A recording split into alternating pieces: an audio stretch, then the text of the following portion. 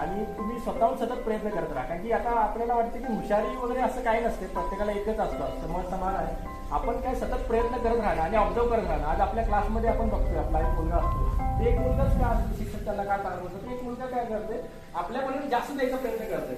आपण पण ते सतत करत राहावं. आता शिक्षकाने आपल्याला काय सांगितलं असतं की मुलांनी हे अभ्यास करून घ्या, हे करून घ्या, मग ते करून यायचं एकटं पण असतं ते आपल्याला चांगलं करून यायचा प्रयत्न करते. मग आपण तुम्ही जागी ठेवा. आणि त्या आयुष्यामध्ये कसं आहे, जे आयुष्यामध्ये सतत आहे, असं नाही की आता बाबा मी 10वी पण अभ्यास करू, 10वीचा बोर्ड आहे, 10वीचं पुढे शिक्षण संपलं, असं नाही.